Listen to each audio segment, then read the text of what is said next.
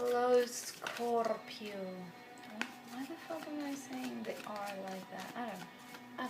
It doesn't matter. This will be, oh, I haven't been saying it for the other signs, but this is your January 2020 reading. So, as I was shuffling, before shuffling, I thought you have to begin by doing things carefully. In the past, you've been scattered, insecure, and you need to do things carefully now.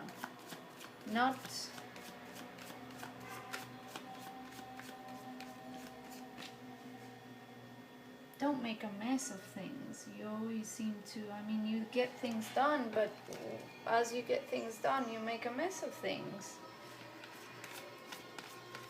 However, we begin with the Seven of Pentacles, which says last year you worked very hard.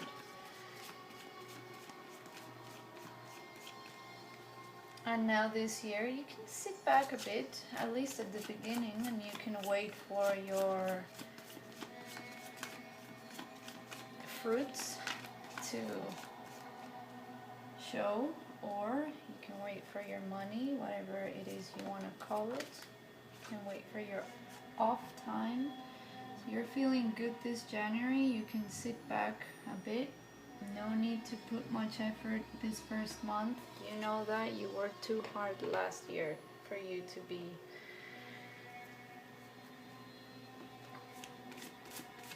overworking in January. So you feel very good about that, but your emotions are in the shit, man. Let me just tell you that. Say you that. Let me just say you that, man. Okay. Your money's looking great. You are looking great. You can even sit back down, but your emotions are in the shit and you don't want them to be. This Ten of Cups haunts everybody. I feel like everybody lives their life, wishing for this Ten of Cups to come and stay permanently, but I think people need to come to the truth, to the realization that the Ten of Cups is a situation that you can achieve after you've experienced everything and after you've done everything. So most people who experience the Ten of Cups, if they do, are probably very old. Very, very old. Either way, you're a Scorpio, you know this. It's not like you want this right now, but your emotions are in the shit because you just don't see how you find yourself in this place when you're old. You're looking at yourself, you're saying, man, I'm working hard, I'm doing well, I look good, I feel good, physically, so my health is on point, my shit is on point, my commodity is on point, but I just don't know how I'm going to end up in this place when I'm 80 years old. So you see that everything is flowing, but the emotional stuff is not flowing. Sorry about the noise. You do not see a partner right next to you right now. You don't see a partner next to you right now, and all of the options that you've got, there are some good ones that you are not even paying attention to, and the other ones have fallen over. The ones that you give your attention to, they just make you cry, and they've fallen over, and they're not worth shit. So typical Scorpio thing, right? Too. You're giving all your love, or perhaps you're seeking love from shitty people who can't give you anything, and the ones who can give you something, they might be two options. You are not even looking at them. You don't give a fuck about them. And then you begin to cry and you say, man, how am I going to find myself in this place when I'm 80 years old? Oh my god, this is horrible. Oh wow. You have to remember one thing. It is very important. People forget this. You create your own reality. If you find yourself in this place right now and you're crying, it's because you put yourself in that place. It's because everything that you have done so far took you to that place. We manifest everything that we think about, and we manifest all our wishes and all of that stuffs, okay? So you've manifested this situation in which you find yourself perfectly healthy with good work and commodities, but your love life is a piece of shit. And you don't want it to be. You want it to be like this, but at the same time, you're manifesting a situation in which the people that you want to be with are pieces of shit. So, sorry about that, but let's just, I don't need to repeat myself. It's pretty obvious.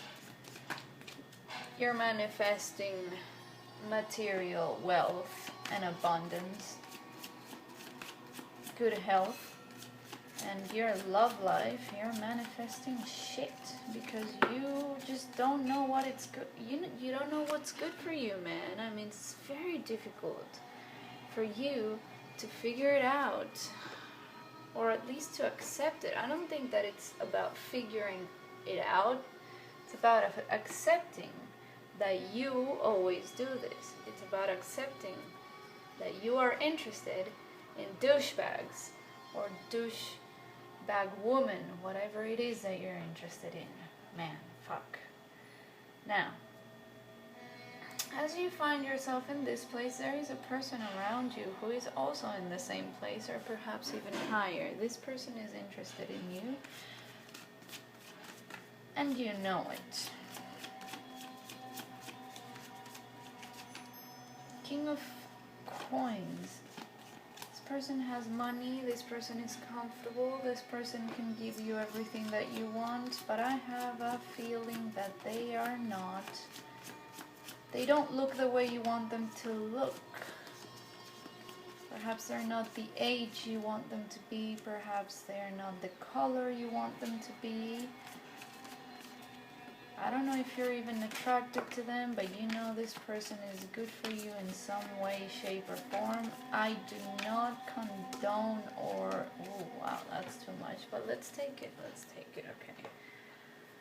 I'm not one to say, hey man, go for the one that's good for you, if you're not sexually attracted to them. No, I don't do that, okay?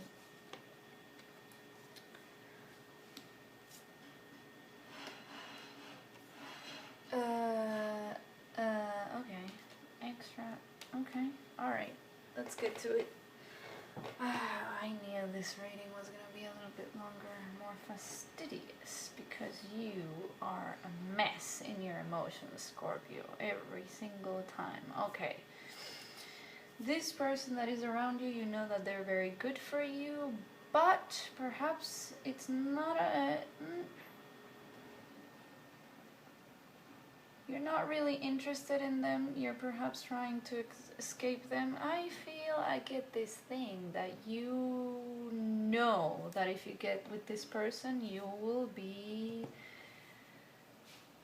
unfaithful, or you'll be unloyal, or you'll betray them. So you're very aware of what you're attracted to, and you are sure that if you get with this person or if you give them attention, you will eventually betray them. This situation in your mind and your emotions causes you to think about why. Why would I betray this person? This person seems to be very, very good for me. So why do I know that if I get myself involved with them, I'll end up cheating on them, or I'll end up doing something to them?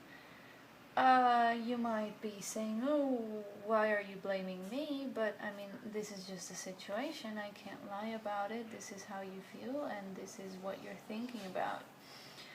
This makes you think a lot. So now you're looking within and you're like, what makes me behave in this way?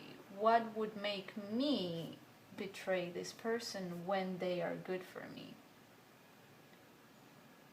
Well, Scorpio, I'm gonna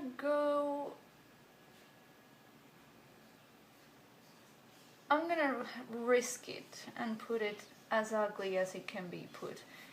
You have an addiction to casual sex, or you have an addiction to sex. You have an addiction to how many people you can get attention from and how many people you can get in your pants. It's almost like you have a list of all the people that you've been able to get in your pants, and it's almost like you have a list, and the longer that list gets, you know, you feel like you are really, really the hot stuff, man, and I think that's not good for you. If you want to get here, well, I'm not gonna say it's not possible. Many people who behave like this, who behaved like this in the past, have gotten here some way or another without even trying, so I'm not gonna say it's not possible, but you're not liking this. You're not liking this behavior. Okay? And it feels like you now have to stand up against yourself and your own emotions, because your own emotions are coming forth and they're saying, dude, man, I don't feel good about this. Like, okay, we have sex with as many people as we want, and we get attention from many people, but this is not taking us where we want to go. This is not making us feel any good. Our emotions are in the shit because of this, and you're fighting yourself in this situation, because it's like your sexual nature is like, you know, needing this sort of addictive behavior, and your emotional self is saying this is not good for you. Jesus Christ, man, what the fuck is wrong with you? No judgment.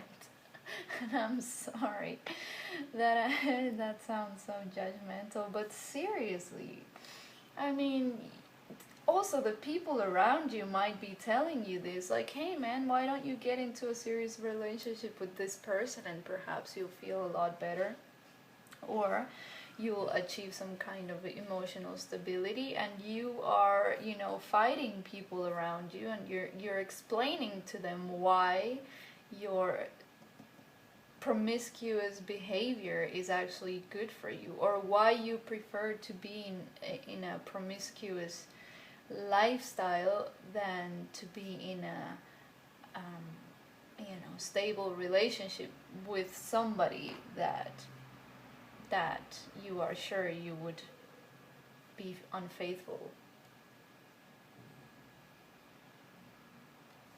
to. Oh, dude, I mean, I don't even know how you're gonna fix this. But I mean, look, of course I'm gonna go with, hey dude, you know, do what's good for you. But I mean, if you're not extremely attracted to this person, it's gonna be very difficult for you to, you know, get rid of this promiscuous behavior. So if this person